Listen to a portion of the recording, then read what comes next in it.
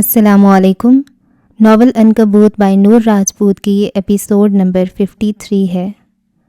Lounge کی وسیع و عریض فضا پر ایک ہیبت ناک سانس لیتا ہوا سناٹا مسلط تھا۔ ایئر کنڈیشنر کی ہلکی گنگناہٹ اور دیوار پر لگی گھڑی کی ٹک ٹک بھی اس خاموشی کے بوجھ تلے دبی ہوئی محسوس ہوتی تھیں۔ فلک صوفے پر ساکت بیٹھی تھی، اس کی نظریں سامنے میز پر رکھے لیپ ٹاپ پر جمی تھیں، مگر اس کا ذہن کہیں اور تھا۔ آج اس کی خاموشی میں بے بسی کا شائبہ تک نہ تھا، بلکہ ایک سمندر کا سا ٹھہراؤ تھا جس کی گہرائی میں ایک اٹل فیصلہ پرورش پا رہا تھا۔ اس کی انگلیوں کی پوریں آپس میں پیوست تھیں اور اس کی کمر سیدھی تنی ہوئی تھی، جیسے وہ کسی جنگ کے لیے خود کو تیار کر رہی ہو۔ ساتھ والے صوفے پر فخر اور فاخرہ بیٹھے تھے۔ فاخرہ کی آنکھوں میں بے چینی اور تشویش کی لہریں تھیں۔ وہ بار بار کبھی فلک کو دیکھتی اور کبھی لیپ ٹاپ کی اسکرین کو۔ فخر خاموش تھا، مگر اس کے چہرے پر تناؤ واضح تھا، جیسے وہ آنے والے طوفان کو محسوس کر رہا ہو۔ لیپ ٹاپ کی روشن اسکرین سے عالمگیر خاندان کے افراد جامشوروں میں بیٹھے اس منظر کا حصہ بنے ہوئے تھے۔ بابا سائیں کا چہرہ ہمیشہ کی طرح پروقار مگر سخت تاثرات لیے ہوئے تھا، اور ان کے برابر میں بیٹھے بشارت عالمگیر کے ماتھے پر شکنیں ابھری ہوئی تھیں۔ آخر کار لیپ ٹاپ کے اسپیکر سے بشارت بھائی کی بھاری بے صبری سے بھری آواز نے اس گہرے سکوت کو توڑا۔ کہو فلک، آج تم نے یہ اہم اجلاس کیوں بلوایا؟ وقت ضائع کیے بغیر مدعے پر آؤ۔ انہوں نے ہمیشہ اسے سپورٹ کیا تھا، مگر پچھلے چند سالوں میں انہیں فلک کی ضد نے اس سے دور کر دیا تھا۔ یہ میٹنگ فلک کے ہی کہنے پر رکھی گئی تھی۔ اس نے ایک لمحے کے لیے فخر اور فاخرہ کی طرف دیکھا، جن کی سانسیں رکی ہوئی تھیں۔ پھر اس کی نظریں اسکرین پر اپنے باپ اور بھائی کے چہروں پر مرکوز ہو گئیں۔ اس نے ایک گہری سانس لی، پھیپھڑوں میں ہمت بھری اور اپنی آواز کو ممکنہ حد تک مضبوط بناتے ہوئے بولی، بابا سائیں، میں رجب رضا سے شادی کروں گی، مگر میری ایک شرط ہے۔ یہ ایک جملہ نہیں تھا، ایک دھماکہ تھا۔ فاخرہ نے بے اختیار منہ پر ہاتھ رکھ لیا۔ اس کی آنکھیں حیرت سے پھیل گئیں۔ فخر نے اپنی مٹھیاں بھینچ لیں۔ ایک لڑکی، عالمگیر خاندان کی بیٹی، اپنے باپ اور بھائی سے شرط رکھے گی؟ یہ ناقابل تصور تھا۔ اسکرین پر بشارت بھائی کے چہرے پر شدید ناگواری ابھری، جیسے انہوں نے کوئی ناقابل سماعت بات سن لی ہو۔ بابا سائیں کا چہرہ سپاٹ رہا، مگر انہوں نے اپنی بھویں آہستہ سے سکیڑ لیں اور ان کی آنکھوں میں ایک سرد سی سختی در آئی۔ تمہارا دماغ تو ٹھیک ہے فلک؟ بشارت کی آواز میں غصہ اور حقارت گھل مل گئے تھے۔ فلک نے ان کی طرف نہیں دیکھا۔ اس کی تمام تر توجہ اپنے باپ پر مرکوز تھی، جن کی خاموشی اس کے بھائی کے شور سے زیادہ خطرناک تھی۔ بولو، بابا سائیں کی آواز گونجی۔ مختصر، سپاٹ، مگر ایک حکم۔ انہوں نے اسے اپنی شرط بتانے کی اجازت دے دی تھی۔ فلک نے تھوک نکل کر اپنا خشک ہوتا حلق تر کیا، پھر اس کا لہجہ چٹان کی طرح مضبوط اور فیصلہ کن ہو گیا۔ میں شادی کے لیے تبھی ہاں کروں گی جب آپ ترنم پھپھو کو پورے مان اور عزت کے ساتھ اس خاندان میں واپس لے آئیں گے۔ یہ نام ترنم عالمگیر، جیسے کسی نے بھرے مجمع میں ایک بھولا بسرا ممنوعہ راز پکار دیا ہو۔ ایک لمحے کے لیے لگا جیسے وقت تھم گیا ہو۔ تم جانتی بھی ہو کہ تم کیا کہہ رہی ہو؟ آخر کار بابا سائیں کی کرخت تھاڑتی ہوئی آواز گونجی۔ میں پورے ہوش و حواس میں ہوں بابا سائیں، میں جانتی ہوں کہ میں کیا کہہ رہی ہوں۔ فلک کی آواز میں اب کوئی لرزش نہیں تھی۔ فخر، اسے آج ہی واپس جامشورو لے آؤ، اس کا دماغ خراب ہو گیا، یہ وہاں مزید ایک دن نہیں رہے گی۔ بشارت بھائی اسکرین سے چیخے، یہ تم کیسی بہکی بہکی باتیں کر رہی ہو فلک؟ فخر نے دانت بھینچتے ہوئے کہا، کہاں ملی پھپھو تمہیں؟ فلک نے گہری سانس لی اور اس کی آواز میں برسوں کا دبا ہوا درد شامل ہو گیا۔ ترنم پھپھو زندہ ہے، میں ان سے مل چکی ہوں۔ اس کی نظریں سیدھی اسکرین پر اپنے باپ کی آنکھوں میں گڑ گئیں۔ میں نے ان کی تکلیف دیکھی ہے، بالکل ویسی جیسی میں نے دادی اماں کی آنکھوں میں مرتے دم تک دیکھی تھی۔ آپ کو یاد ہے بابا سائیں، اماں اپنی بیٹی کی ایک جھلک کے لیے ترس ترس کر مر گئیں۔ ان کی روح اپنی بیٹی کو پکارتے ہوئے پرواز کر گئی۔ میں نے ان کا تڑپنا دیکھا، اور اب میں نے اس بیٹی کی اذیت بھی دیکھی ہے جسے آپ سب نے اپنی جھوٹی انا کی بھینٹ چڑھا دیا۔ اس کا لہجہ بلند ہوا، آنکھوں میں آنسو نہیں تھے، مگر آواز میں ایک سیلاب تھا۔ یہ صرف میری شرط نہیں ہے، یہ دادی اماں کی آخری خواہش ہے۔ میں ان کی وہ خواہش پوری کرنا چاہتی ہوں جو آپ پوری نہ کر سکے۔ انہیں خاندان میں واپس لانا ہوگا۔ عالمگیر خاندان کی بیٹی ہونے کا وہ مان واپس دینا ہوگا جو آپ نے چھین لیا تھا۔ میں تمہیں جان سے مار دوں گا فلک۔ بشارت کا چیخنا اب جنون کی حدوں کو چھو رہا تھا۔ جسے آگ کر دیا تھا اسے واپس کیسے لایا جا سکتا تھا؟ پورا قبیلہ تھو تھو کرے گا۔ فلک کے لبوں پر ایک تلخ مسکراہٹ ابھری۔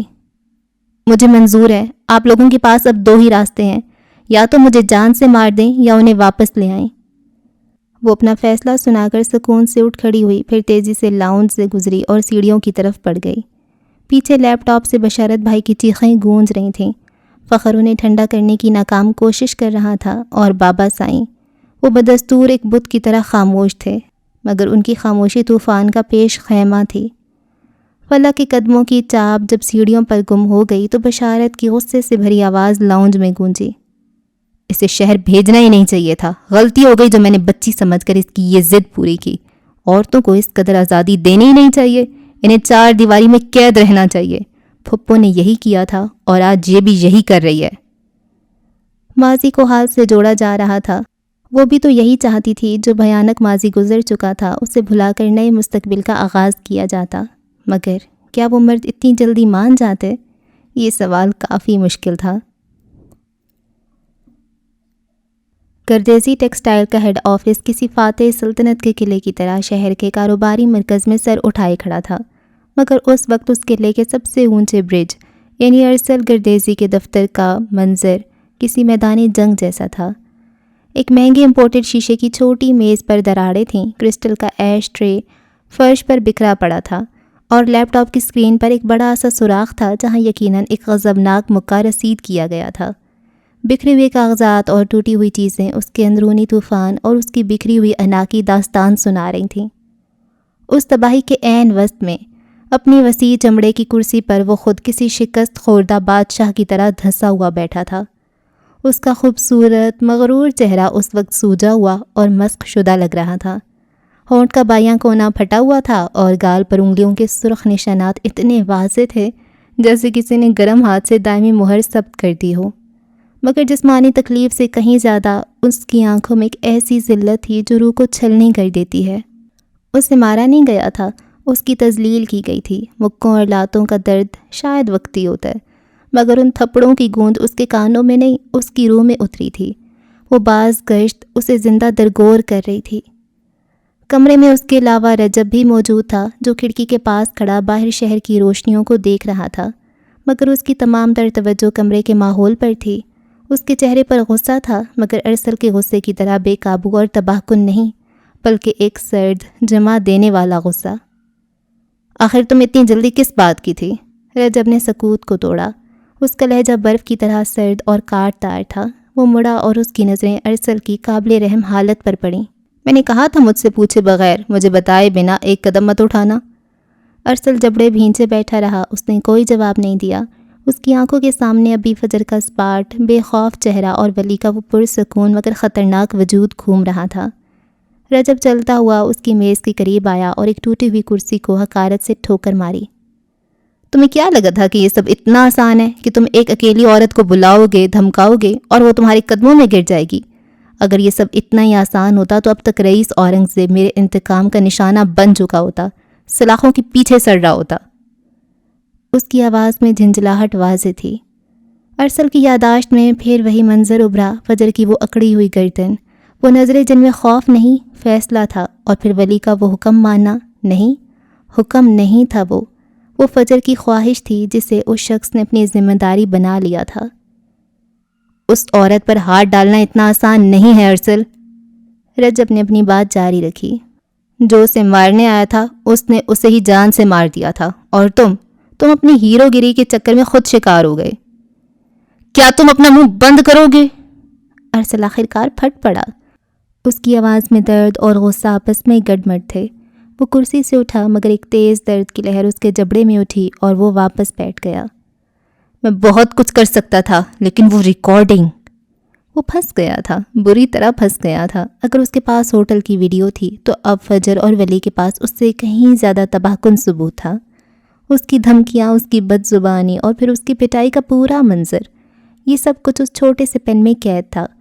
جلد بازی میں وہ ایسی منہ کی کھا گیا تھا کہ اب اٹھنا محال لگ رہا تھا۔ اس نے تکلیف سے آنکھیں میچ لیں۔ رجب نے ایک گہری سانس لی۔ ارسل کا غصہ ٹھنڈا ہو کر بے بسی میں بدل رہا تھا اور یہی وہ لمحہ تھا جس کا رجب کو انتظار تھا۔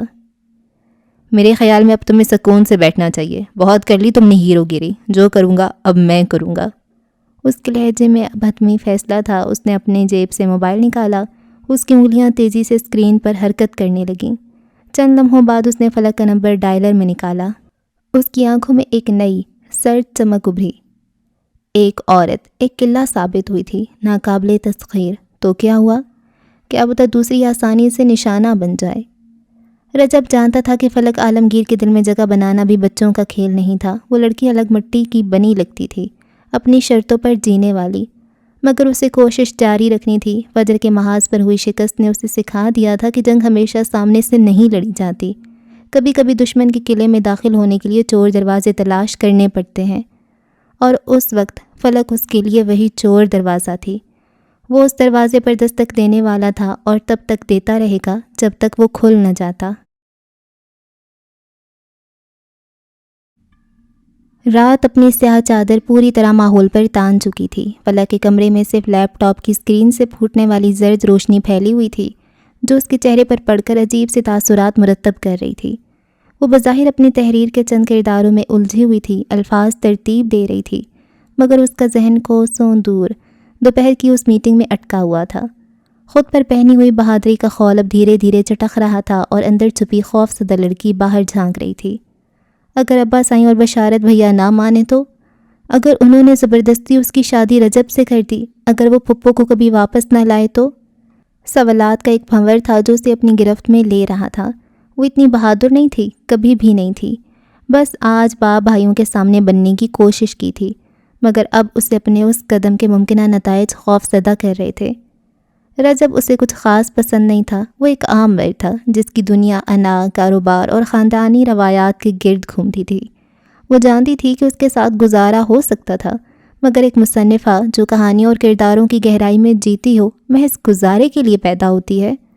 اس نے خود سے سودا کیا تھا، جب اپنی زندگی کی قید قبول کرنی ہی تھی تو کیوں نہ اس کی قیمت پر ترنم عالمگیر کی آزادی خریدی جائے۔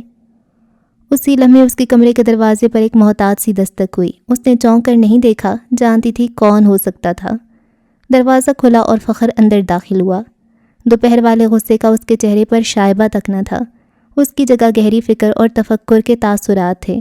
وہ خاموشی سے چلتا ہوا آیا اور اس کے بیڈ کی پائنیتی پر بیٹھ گیا۔ فلک نے تب بھی نظریں اٹھا کر اسے نہیں دیکھا، اپنی انگلیوں کو کی بورڈ پر ساکت کر لیا۔ یہ تم نے کیا کیا فلک؟ اس کی آواز میں ڈانٹ نہیں، ایک گہرا سوال تھا۔ فلک کے لبوں پر ایک تلخ سی مسکراہٹ ابھری۔ اس نے نظریں اسکرین سے ہٹائے بغیر جواب دیا۔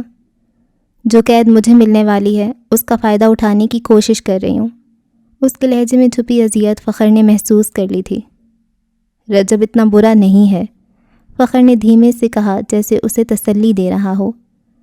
جانتی ہوں، فلک نے ایک ٹھنڈی سانس بھری، مگر وہ عام مردوں جیسا ہے، اس میں کچھ بھی ایسا خاص نہیں ہے جس کے ساتھ ایک مصنفہ خوشی خوشی اپنی پوری زندگی گزار دے۔ ابا سائیں کبھی نہیں مانیں گے، فخر نے حقیقت کی تلخی اس کے سامنے رکھی۔ میں کوشش تو کر سکتی ہوں نا؟ اس کی آواز میں اب ایک ہلکی سی لرزش تھی۔ فخر نے گہری سانس لی۔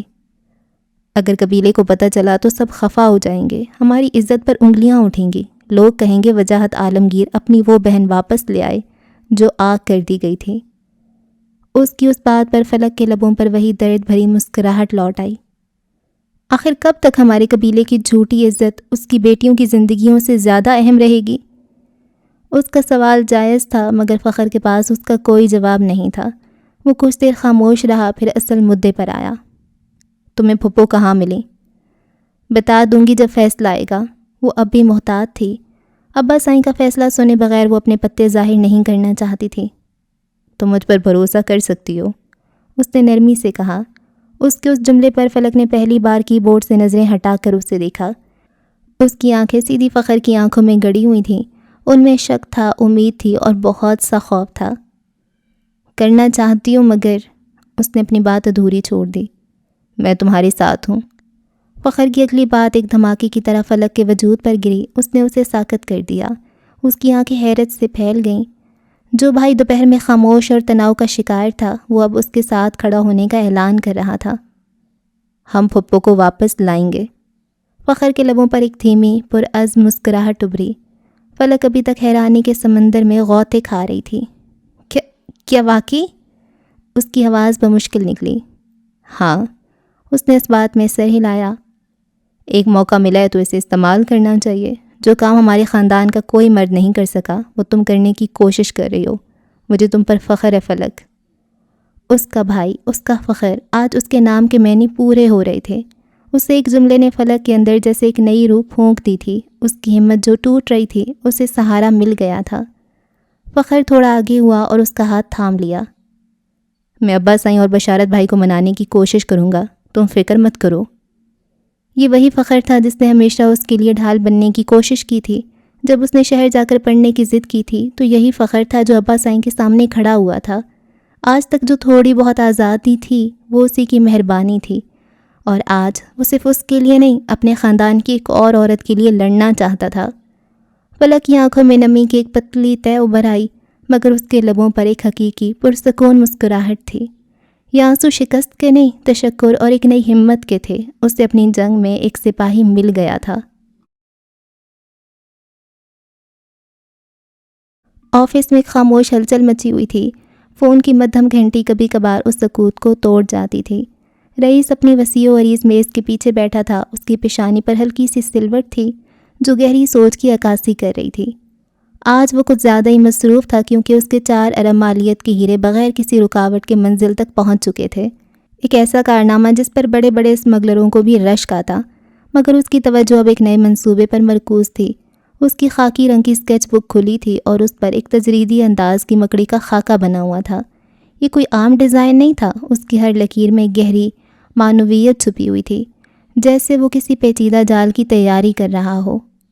لفٹ کی گھنٹی بجی اور دروازہ کھلتے ہی مراد اندر داخل ہوا۔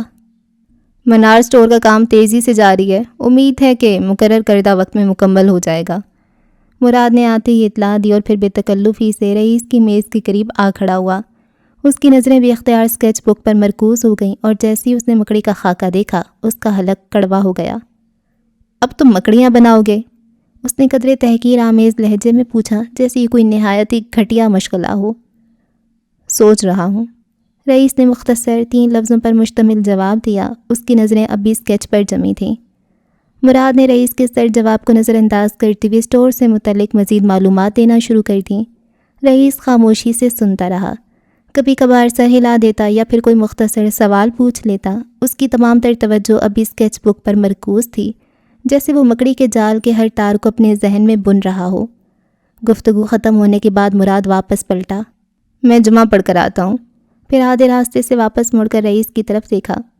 ویسے تم بھی پڑھ سکتے ہو، ثواب کما لینا چاہیے۔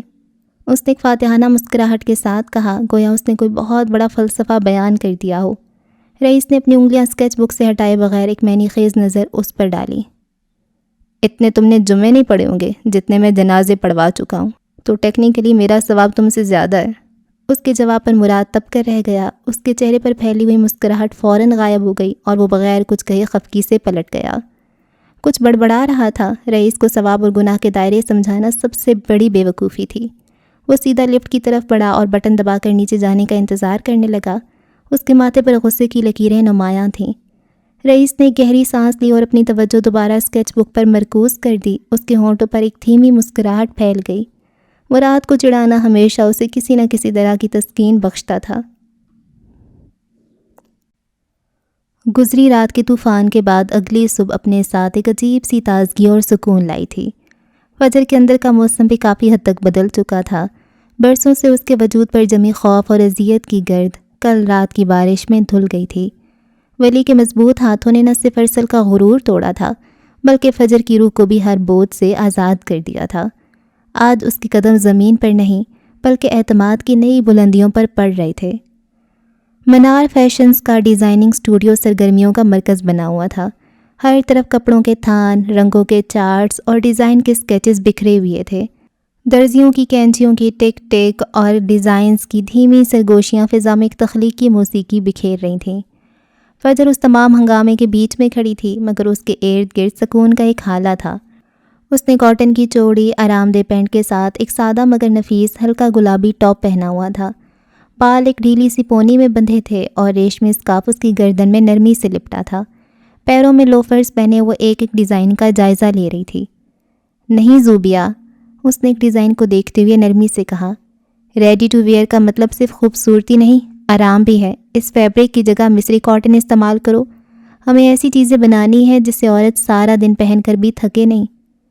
اس کی آواز میں ایک نئی توانائی اور واضحیت تھی جو اس کے ساتھیوں کو بھی محسوس ہو رہی تھی۔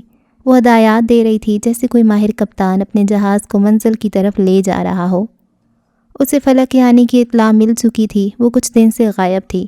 اس نے آخری ڈیزائن کو منظور کیا، ٹیم کو کچھ مزید ہدایات دیں اور پھر پرسکون قدموں سے اپنے دفتر کی طرف بڑھ گئی۔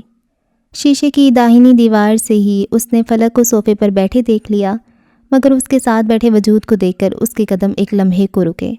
ایک وجیح سنجیدہ چہرے والا نوجوان بیٹھا تھا۔ اس نے دروازہ کھولا اور اندر داخل ہوئی۔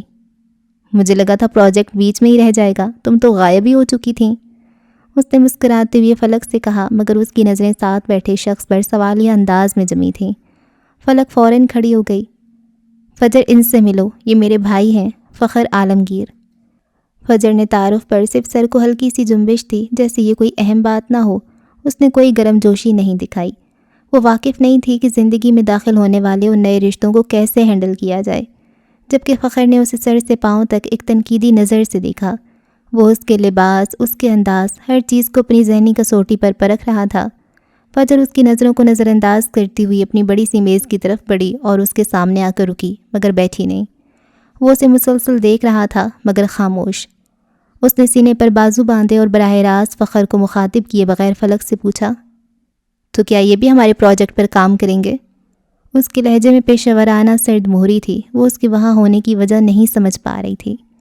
آج اس کے اندر ایک عجیب سی طاقت بھری تھی جو اسے کسی بھی قسم کے دباؤ سے بے نیاز کر رہی تھی۔ وہ جانتی تھی کہ ارسل کا باب ہمیشہ کے لیے بند ہو چکا ہے اور اب کوئی بھی اس کی زندگی پر اپنی مرضی مسلط نہیں کر سکتا۔ نہیں نہیں، فلک نے جلدی سے کہا۔ اس کے چہرے پر خوشی اور تھوڑی گھبراہٹ تھی۔ فخر بھیا تم سے اور پھپھو سے ملنا چاہتے ہیں، میں نے انہیں سب سچ بتا دیا کہ ہم کزنز ہیں۔ فجر نے یہ سن کر صرف کندھے اچکائے۔ ان نئے رشتوں کا بوجھ اٹھانے میں اسے کوئی دلچسپی نہیں تھی۔ اماں گھر پہ ہی ہوں گی، تم چاہو تو گھر جا سکتی ہو، اس نے صاف کوئی سے کہا۔ فخر جو اب تک خاموش تھا، حیرانی سے فجر کو دیکھنے لگا۔ ان کی پھپھو تو کافی عمر رسیدہ تھیں، ان کی بیٹی اتنی کم عمر کیسے ہو سکتی تھی؟ یہ تو فلک سے بھی کچھ مہینے چھوٹی تھی۔ اس کے ذہن میں سوالات کا ایک جال بن رہا تھا اور اس جال میں فجر کا لباس اور بے باک انداز بالکل بھی فٹ نہیں ہو رہا تھا۔ ویسے فخر خود کو روک نہ پایا، ہمارے خاندان کی لڑکیاں ایسے کپڑے نہیں پہنتی۔ اس کی آواز میں تنقید نہیں بلکہ ایک حکم تھا، ایک اصول تھا جو وہ فجر پر لاگو کرنا چاہتا تھا۔ اس نے فجر کی کھلی پینٹ اور شارٹ ٹاپ کو دیکھا جو اگرچہ بے حد مہذب اور اس پر جچ رہا تھا، مگر فخر کے خاندانی معیار پر پورا نہیں اترتا تھا۔ یہ سنتے ہی فجر کے ہونٹوں پر ایک زہریلی استہزائیہ مسکراہٹ ابھری۔ وہ دھیرے سے اس کی طرف مڑی۔ میں فجر معراج ہوں، فجر عالمگیر نہیں۔ اس کا لہجہ کینچی کی طرح تیز تھا۔ نہ میں آپ کا خاندان ہوں اور نہ بننے میں مجھے کوئی دلچسپی ہے۔ آپ کے خاندان کی جس عورت سے میرا تعلق ہے اسے تو آپ لوگوں نے کاٹ کر پھینک دیا تھا، تو خاندان کے یہ کھوکھلے سبق مجھے مت پڑھائیں۔ فخر اس کی کاٹدار زبان پر ساکت رہ گیا۔ اس نے ایسی بے باکی کی توقع نہیں کی تھی۔ فلک کے چہرے کا رنگ اڑ گیا، اس پر خفت طاری تھی۔ وہ فخر کو بتانا ہی بھول گئی تھی کہ فجر کوئی عام دب کر رہنے والی لڑکی نہیں بلکہ اپنے نام کی طرح ایک آفت تھی۔ فیشن اس کی زبان تھا اور بغاوت اس کا فن۔ فخر نے جبڑے بھینچ لیے۔ تو مجھے یہاں کیوں لائی ہو؟ اس نے فلک کے کان میں غصے سے سرگوشی کی۔ مجھے پھپھو سے ملوانا چاہیے تھا، نہ کہ ان کی اس بد مزاج بیٹی سے۔ اس کی سرگوشی اتنی بھی دھیمی نہیں تھی کہ فجر نہ سن پاتی۔ ایگزیکٹلی، فجر نے فوراً لقمہ دیا۔ مجھے خود بھی حیرت ہو رہی ہے کہ یہ آپ کو یہاں کیوں لائی ہے۔ قسم سے مجھے رشتہ داریاں بنانے میں ذرا بھی دلچسپی نہیں ہے۔ یہ سننا تھا کہ فخر کے ضبط کا پیمانہ لبریز ہو گیا۔ وہ جھٹکے سے اٹھ کھڑا ہوا۔ اس کا چہرہ غصے سے سرخ ہو رہا تھا اور وہ کچھ کہنا چاہتا تھا۔ اس سے پہلے کہ وہ کوئی لفظ کہتا، فجر نے بے نیازی سے کندھے اچکاتے ہوئے ایک اور تیر چلایا۔ اب یہ مت کہہ دیجئے گا کہ آپ کے خاندان کی عورتیں گونگی ہوتی ہیں، وہ بولتی بھی نہیں، کیونکہ میں ویسی بالکل نہیں ہوں۔ فلک نے بمشکل اپنی مسکراہٹ کو ہونٹوں میں دبایا، جبکہ فخر کا چہرہ کسی دہکتے ہوئے انگارے کی طرح سرخ ہو چکا تھا۔ اس کی ساری وجاہت اور سارا غرور اس لڑکی کے سامنے دھواں ہو رہا تھا۔ وہ نہ اس پہ اکڑ سکتا تھا، نہ حکم چلا سکتا تھا۔ وہ روایتی مرد بھی نہیں تھا، مگر اس وقت فجر کی ذات اسے چبھ رہی تھی۔ چلو یہاں سے، اس نے فلک کو حکم دیا، مجھے ایک پل یہاں نہیں رکنا۔ مجھے کام کرنا ہے، آپ چلے جائیں، پھپھو سے پھر کبھی مل لیں گے۔ فلک نے اسے ٹال دیا۔ فخر نے کاٹتی ہوئی جلتی ہوئی نظر فجر پر ڈالی اور تیز قدموں سے باہر نکل گیا۔ آج اسے اچھی طرح سمجھ آ گیا تھا کہ فلک کی زبان کو یہ نئی دار کہاں سے مل رہی تھی۔ اس کے جاتی فلک کا ضبط کیا ہوا کہکا ابھرا، بہت اچھا کیا تم نے، مجھے اتنی ہنسی آ رہی ہے۔ وہ ہنستے ہوئے صوفے پر گر سی گئی۔ فجر کے چہرے پر ایک ہلکی سی مطمئن مسکراہٹ تھی۔ وہ اپنی کرسی پر بیٹھ گئی جیسے کچھ ہوا ہی نہ ہو۔ اس کے لیے یہ سب معمول تھا۔ دنیا اس کے اصولوں پر چلے نہ چلے، وہ دنیا کے اصولوں پر نہیں چلے گی، یہی اس کا سادہ سا فلسفہ تھا۔ شام کی نارنجی روشنی وسیع اسٹوڈیو کو ایک سنہری غلاف میں لپیٹ رہی تھی۔ دن بھر کی ہلچل اب ایک سحر انگیز خاموشی میں بدل چکی تھی۔ فلک جا چکی تھی اور اب ڈیزائننگ اسٹوڈیو میں صرف فجر تھی، جو ایک لمبی میز پر جھکی اپنے اور فلک کے مشترکہ پروجیکٹ کے لیے کاسٹیومز کی کٹنگ میں محو تھی۔ میز پر رنگ برنگے کپڑے، اسکیچز اور کترنے ایک تخلیقی بے ترتیبی سے بکھری ہوئی تھیں۔ کچھ کاسٹیومز پر وہ صرف خود کام کرنا چاہتی تھی۔ اس کے ہاتھ میں پکڑی بڑی سی کینچی کپڑے پر ایک ماہر جرح کی طرح نفاست سے چل رہی تھی۔ اس کے چہرے پر مکمل انہماک تھا اور گردن تک آئے چند بال اس کی توجہ میں مخل ہو رہے تھے، جنہیں وہ بار بار جھٹکتی تھی۔ اچانک ایک مانوس خوشبو نے اس کے حواس کو متوجہ کیا۔ اس نے ابھی سر نہیں اٹھایا تھا کہ ایک سایہ اس کے قریب آ کر ٹھہر گیا۔ ولی کے قدموں کی آہٹ بھی سنائی نہ دی تھی۔ اس کے پاس آ کھڑا تھا۔ اس نے خاموشی سے کولڈ کافی کا گلاس میز کے ایک صاف کونے میں رکھ دیا۔ فجر نے ایک لمحے کو کینچی روکی اور گلاس کو دیکھا، پھر آہستہ سے گردن اٹھا کر اسے دیکھا۔ اس کی بڑی بڑی آنکھوں پر ٹکا چشمہ اس کے تاثرات کو چھپا نہیں پا رہا تھا، اور ان میں ایک واضح سوال تھا، تم اپنے لیے نہیں لائے؟ اس نے مسکراتے ہوئے اپنے دونوں ہاتھ پینٹ کی جیبوں میں ڈال لیے۔ ایک سے ہی پی لیں گے، ویسے بھی تم آدھا چھوڑ دیتی ہو، وہ میں ختم کر لوں گا۔ اس کی بات میں ایسی بے تکلفی اور اپنائیت تھی کہ فجر کچھ بول ہی نہ پائی۔ اس نے بس سر جھٹک کر دوبارہ کام کی طرف توجہ کر لی، جیسے اس کی موجودگی سے کوئی فرق نہ پڑتا ہو، مگر اس کے دل کی دھڑکن معمول سے تھوڑی تیز ہو گئی تھی۔ وہ اب وہاں رکھے چند اسکیچز کو دلچسپی سے دیکھ رہا تھا، پھر ایک کرسی کھینچ کر بیٹھ گیا۔ ماحول میں چند لمحے خاموشی رہی، صرف کینچی کی آواز گونجتی رہی، پھر اس نے اس خاموشی کو توڑا۔ ایک بات پوچھوں؟ اس کی آواز اب سنجیدہ تھی۔ وہ فرصت سے اسے دیکھ رہا تھا۔ فجر نے مصروف سے انداز میں کہا اور پھر کافی کا گلاس اٹھا کر ایک گھونٹ بھرا۔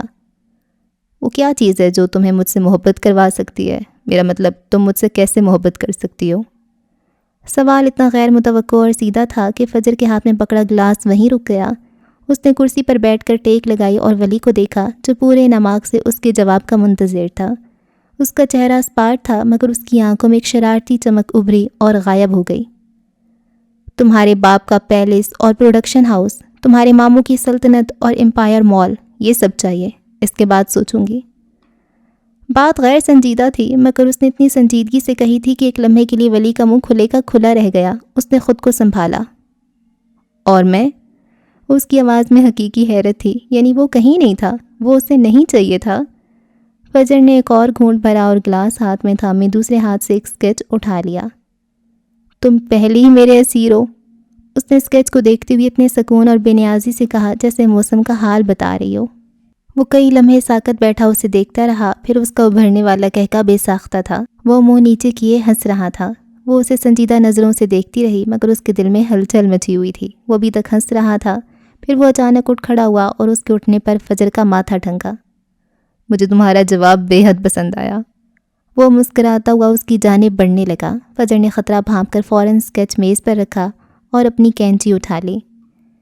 اگر تم نے مجھے تنگ کیا تو، وہ اسے وارننگ دے رہی تھی، کیونکہ وہ جس طرح ہنس رہا تھا یقیناً اب وہ اسے ضرور تنگ کرتا، مگر ولی نے اس کی دھمکی کو ہوا میں اڑا دیا۔ پینٹ کی جیبوں میں ہاتھ ڈالے وہ آہستہ آہستہ اس کی جانب بڑھ رہا تھا۔ اس کی آنکھوں میں کلوہی چمک، ایک گہری محبت۔ وہ اس کے قریب پہنچ کر چند لمحے اسے دیکھتا رہا۔ فجر بھویں سکیڑے اسے خطرناک نظروں سے گھور رہی تھی، مگر اس کا دل زور زور سے دھڑک رہا تھا۔ اور پھر وہ جھکا، ہاتھ ابھی تک پینٹ کی جیبوں میں تھے۔ اس نے نہایت آہستگی سے فجر کے سر کو اپنے لبوں سے چھوا، اپنے بالوں میں اس کے گرم لبوں کی نرم تاثیر محسوس کر کے وہ ساکت رہ گئی۔ یہ لمس کسی بجلی کی طرح اس کے پورے وجود میں دوڑ گیا، ایک ایسی میٹھی لہر جو اس کے اندر تک پھیل گئی۔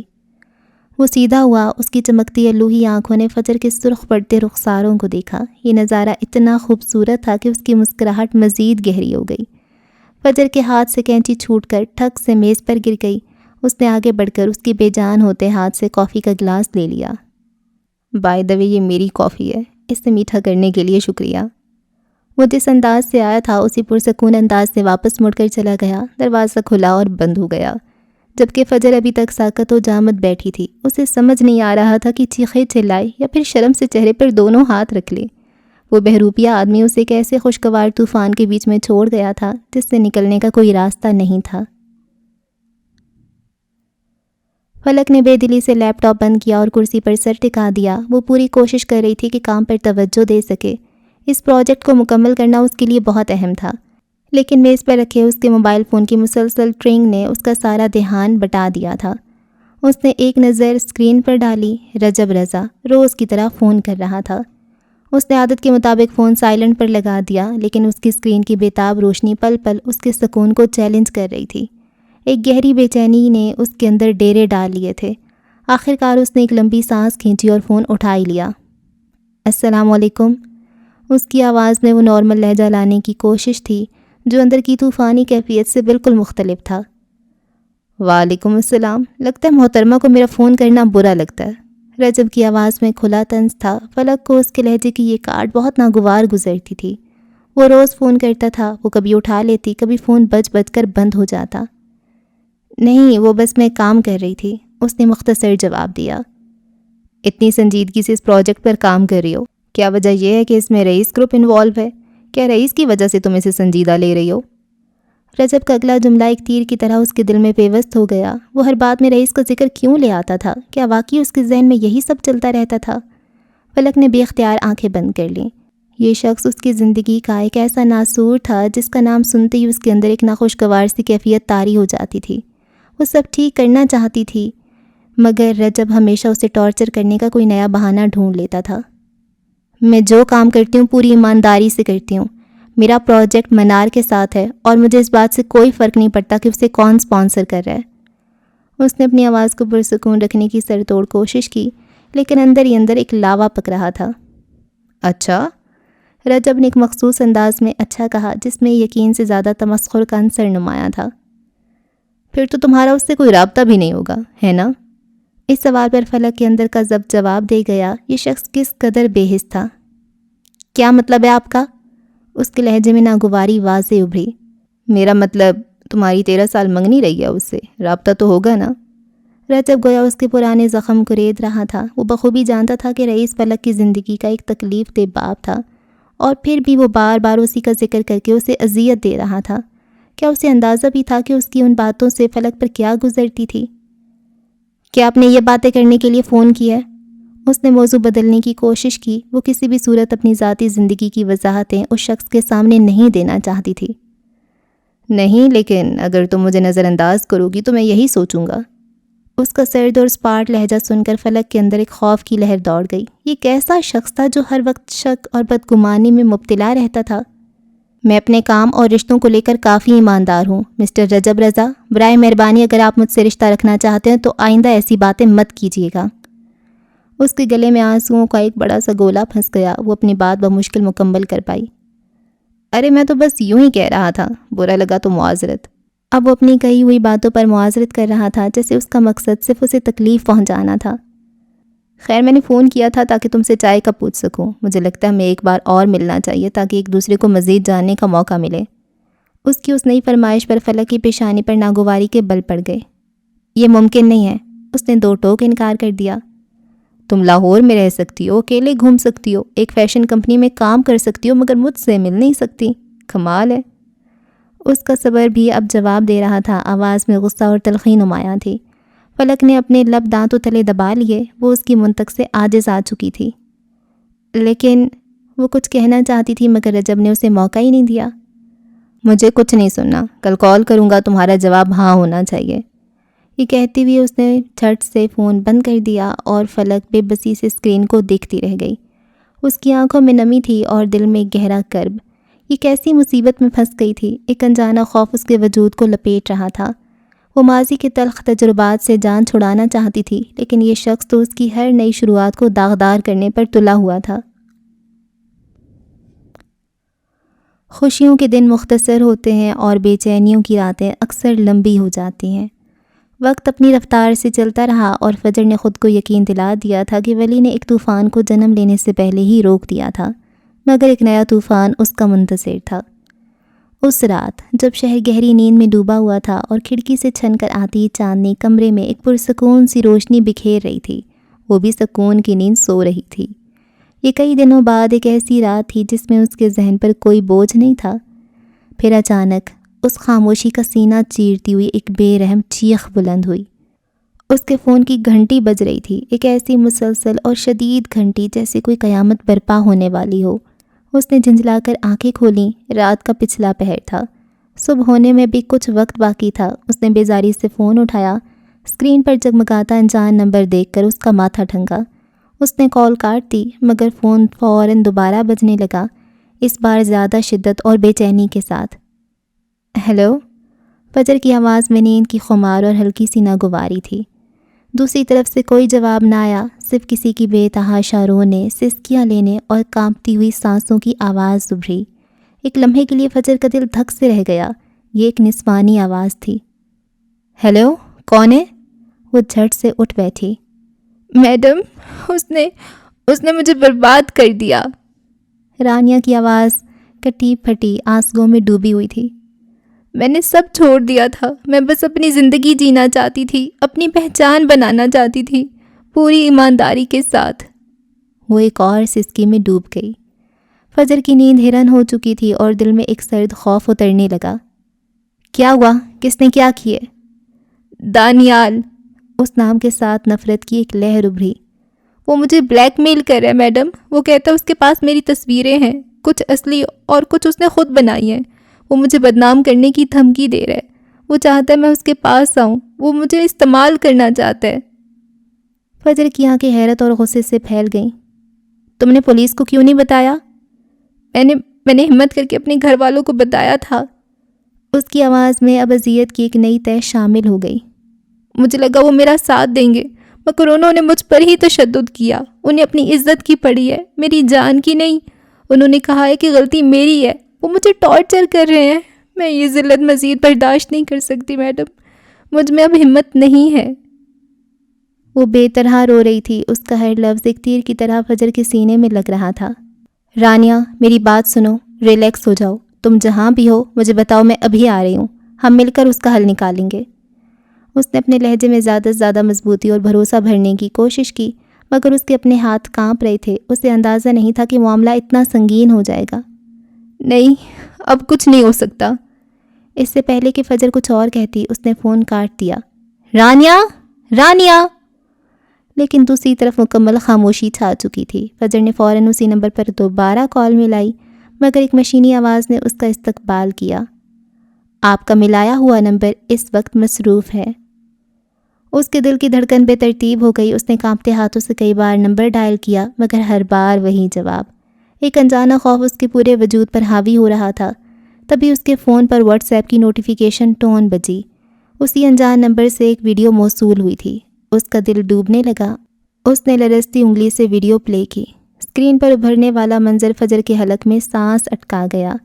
یہ رانیہ تھی، اس کے بال بکھرے ہوئے تھے، آنکھیں رونے سے سوجی ہوئی تھیں، اور چہرے پر ایک ایسی ویرانی تھی جو موت سے پہلے چہروں پر آتی ہے۔ تشدد کے نشانات واضح تھے۔ میڈم، اس کی آواز کانپ رہی تھی، مگر اس میں ایک خوفناک ٹھہراؤ تھا۔ میں یہ نہیں کرنا چاہتی تھی، مگر میں مجبور ہوں۔ ان لوگوں سے، ان رشتوں سے اور اس نظام کی فریت سے میں اکیلے نہیں لڑ سکتی۔ جب اپنی بھروسہ نہ کریں تو انسان کہاں جائے؟ اس لیے میں اپنی جان دے رہی ہوں، شاید اس کے بعد کسی کو میری سچائی پر یقین آ جائے۔ ویڈیو بند ہو گئی۔ موبائل فجر کے بے جان ہوتے ہاتھوں سے پھسل کر نرم قالین پر گر گیا۔ وہ ساکت کھڑی تھی، اس کی آنکھیں سامنے دیوار پر جمی تھیں۔ کمرے کی خاموشی اب پہلے سے زیادہ خوفناک اور وزنی لگ رہی تھی۔ اس کے کانوں میں رانیہ کے آخری الفاظ گونج رہے تھے۔ میں اپنی جان دے رہی ہوں۔ فجر کے طاقتور وجود میں ایک لرزہ طاری ہوا۔ وہ عورت جو بڑے بڑے طوفانوں کے سامنے چٹان کی طرح کھڑی رہتی تھی، اس لمحے ریت کی دیوار کی طرح لرز رہی تھی۔ ایک لمحے کو لگا جیسے وقت تھم گیا ہے، جیسے کائنات کی ہر حرکت منجمد ہو گئی ہے۔ پھر اس کے اندر سے کپ کپی اٹھی، ایک ایسی سرد لہر جو اس کی ہڈیوں تک اتر گئی۔ اس نے کانپتے ہوئے ہاتھوں سے فون اٹھایا اور اپنی کانٹیکٹ لسٹ میں سے HR کا نمبر ملایا۔ کال جا رہی تھی مگر عالیہ نے فون نہیں اٹھایا۔ پھر اس نے اپنا لیپ ٹاپ آن کیا۔ اب وہ HR سافٹ ویئر میں رانیہ نام کی لڑکیاں ڈھونڈ رہی تھی۔ 2 ہی لڑکیاں تھیں۔ اس نے پہلے ایک نمبر ملایا، فون اٹھا لیا گیا۔ کیا تم رانیہ بات کر رہی ہو؟ جی، آپ کون؟ نیند میں ڈوبی آواز سبری۔ اس نے فوراً فون بند کر دیا۔ یہ وہ رانیہ نہیں تھی۔ پھر دوسری رانیہ کے نمبر ملائے مگر بے سود۔ اب اس کی حالت خراب ہونا شروع ہو گئی تھی۔ جب کچھ سمجھ نہیں آیا تو اس نے ولی کو فون ملایا۔ گھنٹی صرف ایک بار بجی۔ فجر سب ٹھیک ہے؟ اس کی فکر مند سی آواز سبری۔ ولی؟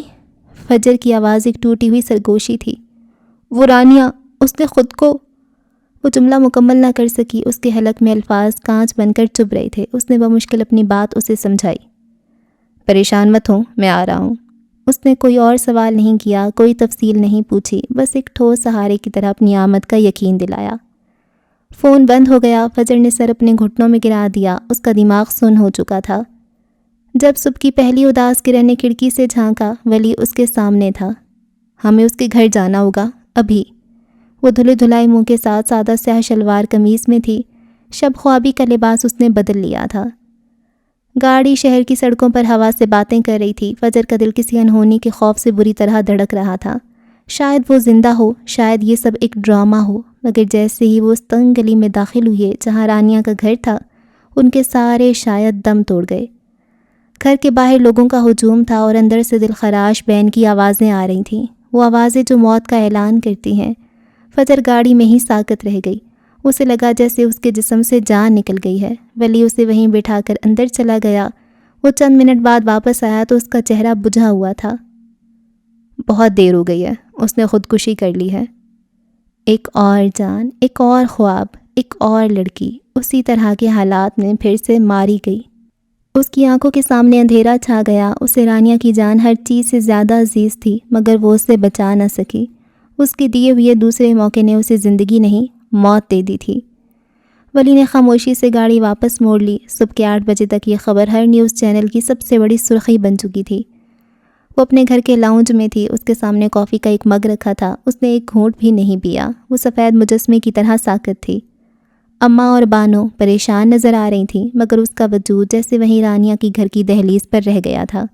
وہ اسے پرسکون کرنے کی ہر ممکن کوشش کر رہا تھا مگر وہ ایک زندہ لاش لگ رہی تھی۔ اس کا چہرہ آنسوؤں سے خالی مگر روح زخموں سے چور تھی۔ وہ ابھی تک سمجھ نہیں پائی تھی کہ آخر ہوا کیا تھا۔ تبھی ولی کا فون مسلسل بجنے لگا۔ نوٹیفیکیشنز کی ایک بوچھار تھی۔ اس نے فون اٹھایا اور اس کا چہرہ اسپاٹ ہو گیا۔ سوشل میڈیا پر ایک ویڈیو آگ کی طرح پھیل چکی تھی۔ یہ رانیہ کی ہی ویڈیو تھی مگر یہ وہ ویڈیو نہیں تھی جو فجر کو ملی تھی۔ اس ویڈیو میں رانیہ روتی ہوئی کیمرے میں دیکھ رہی تھی۔ اس کا لہجہ مظلومیت اور الزام سے بھرا تھا۔ میرا نام رانیہ ہے اور اگر آپ یہ ویڈیو دیکھ رہے ہیں تو اس کا مطلب ہے میں زندہ نہیں ہوں۔ میری موت کی ذمہ دار منار فیشن کمپنی اور اس کی مالکن فجر معراج ہے۔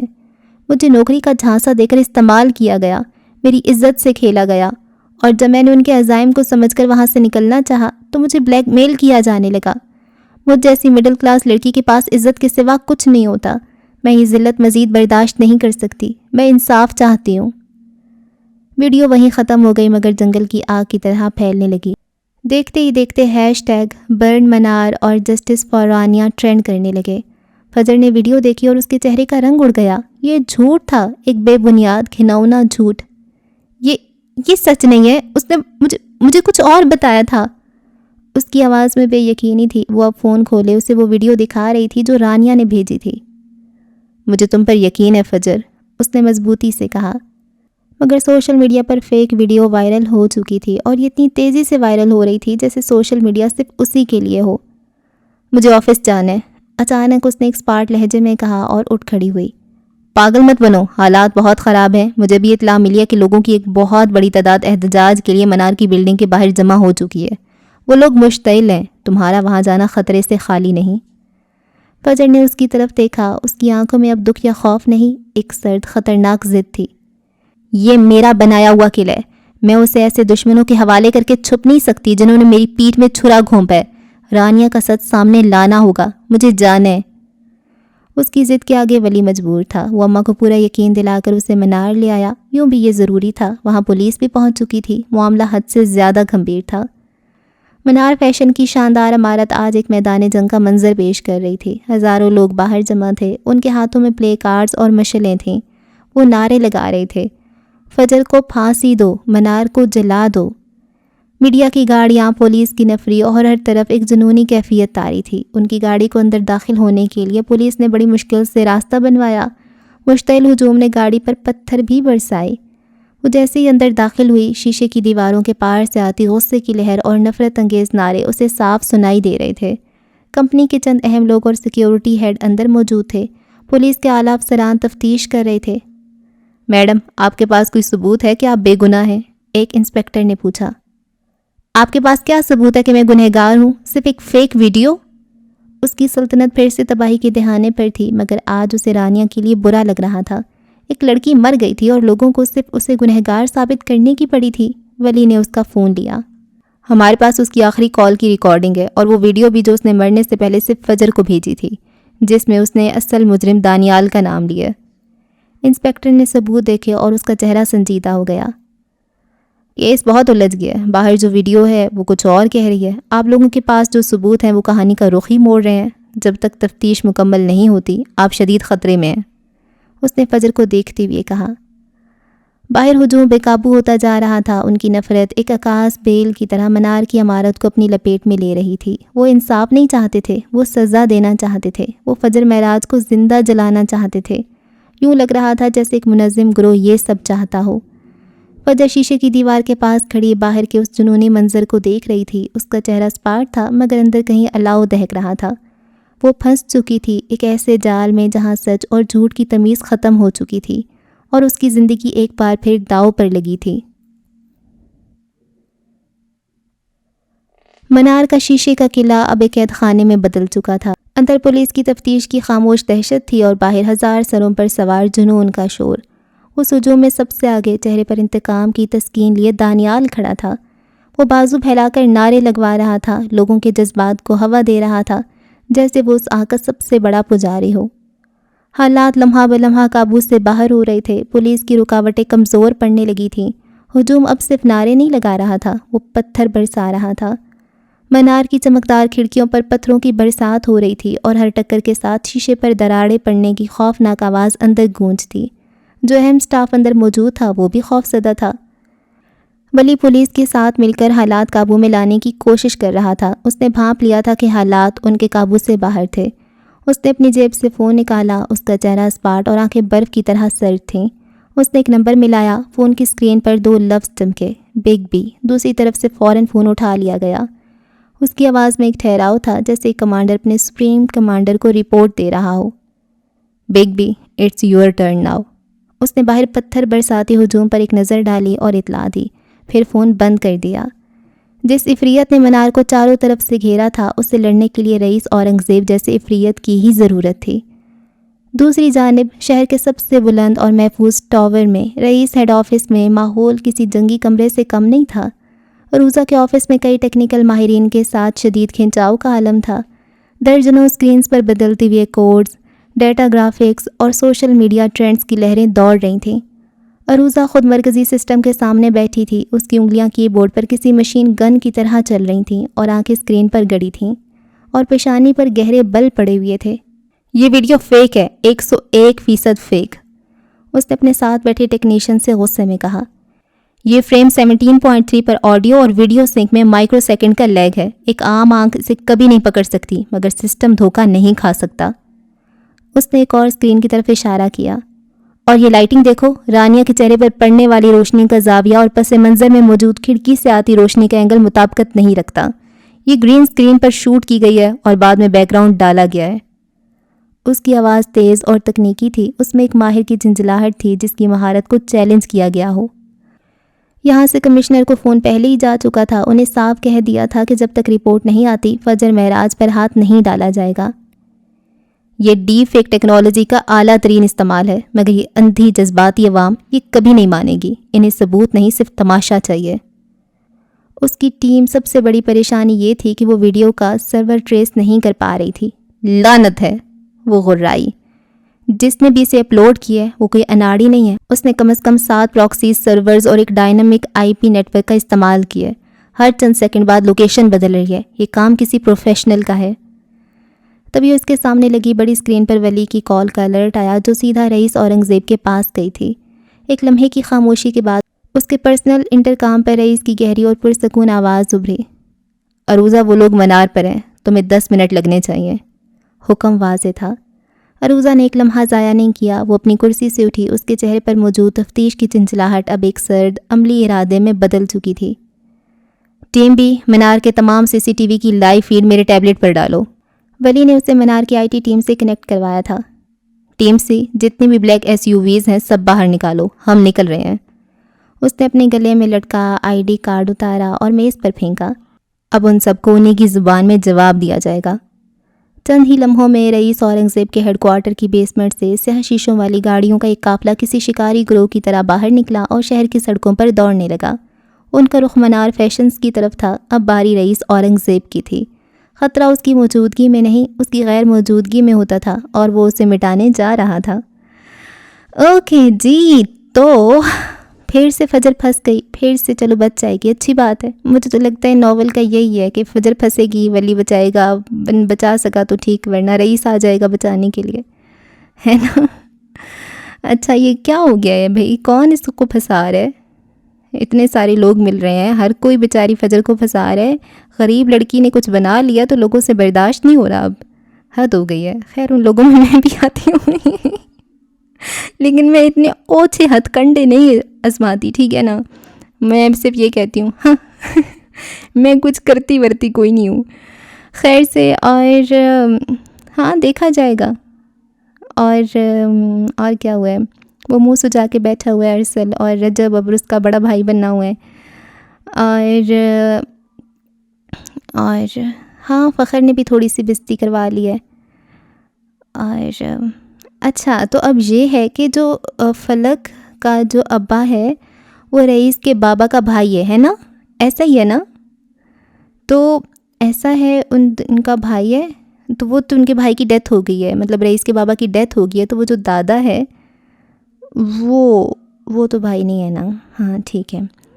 تو وہ دونوں بھائی ہیں اور ان دونوں بھائیوں کی بہن ہے ترنم. تو ترنم اس لحاظ سے رئیس کی پھپھو ہوئی، اور اسی لیے پھر ان کا بچپن میں ان کا رشتہ ہوا تھا منار اور رئیس کا، کیونکہ وہ کزن سے تھے، ہے نا.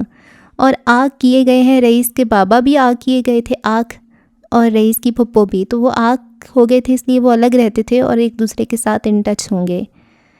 ٹھیک ہے. اور اس لیے وہ اس کو پھر کہتی ہے نا کہ کس کا بیٹا، اس کا کیا نام تھا، رئیس کی مدر کا کیا نام تھا؟ پتہ نہیں، آسیہ نام تھا کہ کس کا بیٹا. خیر سے بس دیکھتے ہیں اب آگے کیا ہوتا ہے. اگلی ایپیسوڈ میں ہوتی ہے ملاقات. رکھیں دعاؤں میں یاد. اللہ حافظ.